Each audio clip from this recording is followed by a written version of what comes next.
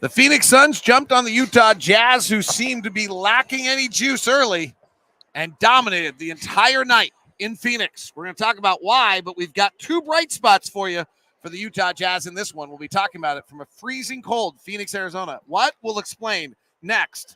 It's Postcast. You are Locked On Jazz, your daily podcast on the Utah Jazz. Part of the Locked On Podcast Network, your team every day. Welcome to Postcast. I'm David Locke along with Ron Boone as the Utah Jazz get blown out by the Phoenix Suns tonight, 126-104 in a game that wasn't that close. And that's 22 points, so that's not a great sign. Jazz were not good tonight. There's no other way to say it. They really lacked any level of juice in this one. They were down 10 at the end of the first quarter, allowing 37 points. The Suns then linked an 18-0 run between the second quarter and the third quarter. That ended the night. Eric Gordon had 21 in the first half. Kevin Durant was dominant throughout the whole ball game. There's a bunch of storylines to kind of how this took place. I mean, one of them was simply that I thought was going to be, okay, the Suns with Durant are one thing, but then when Durant leaves the floor, every single guy on this roster is put on this roster to play with Beal, Booker, or Durant. None of them are on the floor. This is when the Jazz have to make their inroads, and the Jazz couldn't then. And that, to me, honestly, that's kind of when this game got out of hand, was the Jazz.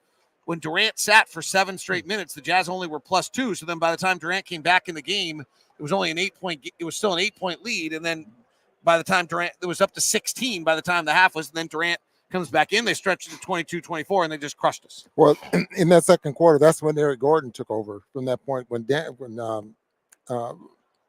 Durant went out. I think Durant only had 4 points in that second quarter, and all of a sudden you see that Eric Gordon catches fire, had a couple of 3-point shots, and I think 10 points in that second quarter. So he did take over in that second quarter and did not score at all in the second half.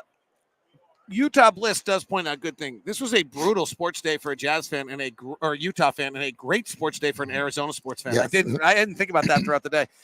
Andrew Jones in the comments says the Suns out-hustled the Jazz 100%. Yes. And so this is, you can take this however you want to take this, but we're watching the game tonight, and it is abundantly clear the Suns are playing harder, they're running faster, everything else. And so the thought I had as just somebody who's spectated the NBA for 30 plus years was to ask Ron, I've had a bunch of players say to me, you can go through all of training camp, you get to game one of the NBA, and the next day you wake up and you're like, oh, dear God, what semi-truck hit me? I am so sore. You work through it, you play your next game. So the way the NBA worked is 2 teams played on the first night, everyone played on the second night, a few teams played on kind of after that, and or 2 teams played, everyone played, 2 teams played, and now everyone played. So tonight's the first night of back-to-backs. Every team that played a back-to-back against an unrested opponent lost, or a rested opponent lost.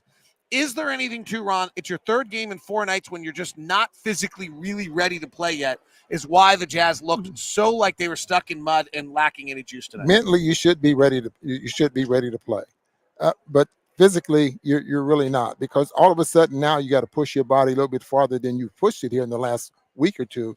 Training camp is not like it used to be, to where you're like a boot camp, and you're running, you're jumping, and it's more about getting in condition than it is working on, getting prep and stuff like that. So you end up pushing your body a little bit farther than you usually push it. So that second day or third day after you've had that, going into that back-to-back, your body is sore, and you just don't have that energy to push forward.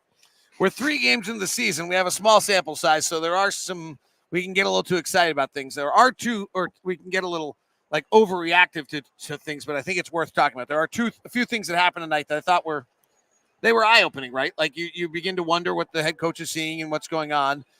There's one really good bright spot that continues, and one I think that's telling, and then we have to tell you a story why it's so freezing in Phoenix. So Keyonte George's first half was noticeably better than any other guard on the roster. Jordan had 4 turnovers, and Will Hardy, Taylor picked up his 4th foul on a flagrant foul on Grayson Allen early in that third quarter, and Will Hardy went to Keyonte George and just went to Keyonte George. I think Keyonte played about 14 straight minutes in the third quarter. It felt like that was a recognition by Will Hardy that he was seeing a lot of the same things that we're seeing, that Keyonte, just offensively at least, looks really comfortable out there. And they want to give him as many minutes as possible for him to develop, especially in a ball game like this, where the Jazz probably had no chance of winning, but he still could get a tremendous amount of experience out there on the floor, especially playing against the caliber of players of the Phoenix Suns. I mean, what can you learn playing against a team that's built to win a championship, and the players that you've watched for many, many years, and probably develop your style or your game against them behind, some of the players that you watch. But you get to the point where you're learning more than what you can get in practice, and so that's the reason you're out there on the floor. The two numbers that jump out to me about Keyonte are the 7 rebounds and the 6 assists tonight. Yeah, that really catches the eye of a coach when you see something like that. He played 27 minutes, 12 shots, which is normal and which is good for him. But you start looking at the line with 6 assists and 7 rebounds and things like that, and then you start looking at the film and how was he defensively. I mean, you start nitpicking at things that could, all of a sudden, this guy's in the rotation and getting rotation minutes. It's going to be really interesting to see. Like, we'll have to keep an eye on it. But the thing that was most interesting about training camp and the preseason is that of the 5 guards, none of them separated themselves at all. Like, nobody went and said, "Oh, I'm better." Jordan, who was a better player when camp started, was a better player in preseason, but he didn't make I mean, he's better. He's the best player of the group, right? Yeah. But Chris Dunn didn't suddenly look different, and Talon didn't look different, and Colin didn't look different, and Keyonte was really not particularly good in preseason, if we're being totally honest about it.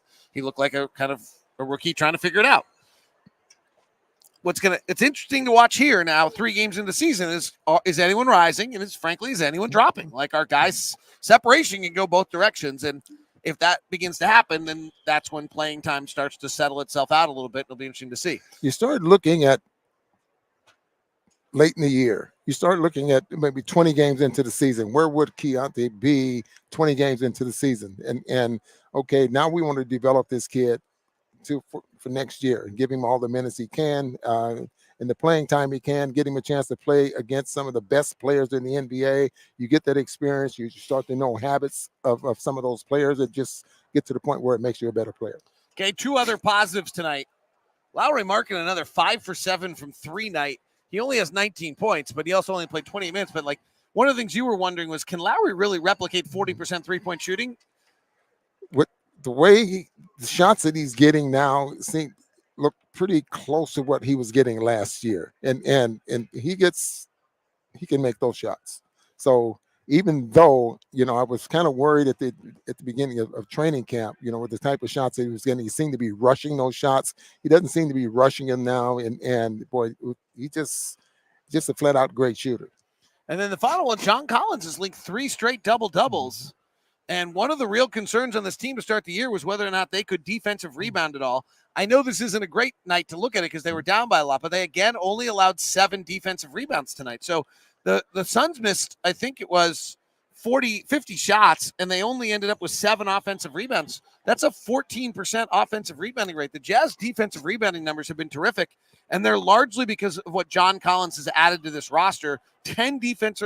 He ended up with 5 defensive rebounds, 5 offensive rebounds, another double-double. Now, he's assimilated much better than I anticipated. I think this is what you're going to get out of him. I mean, I don't think he's going to go for 30 or anything like that, but he's going to be just a steady player out there that you can leave out there on the floor, can make some things happen, can rebound for you. Offensive rebounds, I'm a little surprised at what we're getting there, but, you have to welcome something like that. You mentioned a double-double, 5 offensive rebounds and 5 defensive rebounds. Are you cold? Because your legs are fidgeting. And you're freezing. It's cold. You're freezing. So cold. Here's the story. So they moved us to this brand new broadcast site in Phoenix, and I remembered. And I didn't. And so we're up a little bit in the crowd. That's fine. You can see. It's not ideal because if you listen to our broadcast tonight, there was like some woman back here screeching for 48 straight minutes despite the fact her team was up by 30. And the air conditioning vent is right there.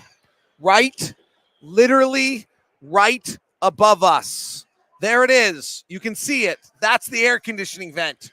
Right there. there. All of that right there is the air conditioning vent. And that comes right down on top of us. And it's 90 degrees outside. And it's flipping freezing in here. And I am The going fans to behind us are ready for it. I mean, they have coats and all do this we kind of come stuff. back here this year? I don't even think we're scheduled to come back here yet. I think we might only. I don't know. We played them 3 times in 20 days, and we don't come back. I don't. We might not, because it might be one of the games they might put us if we don't make the. If we both don't make the tournament. If I call another game here, I am bringing a puffy jacket And a parka. and a beanie with a hoodie. Yes, I am going to bundle the beep up next time we're here. It's freezing. I have that little, you can see I have that little thing where you don't get very good circulation. My fingers are white. Well, I mean, we knew that anyway, right? Okay. Ron, are your fingers white? No.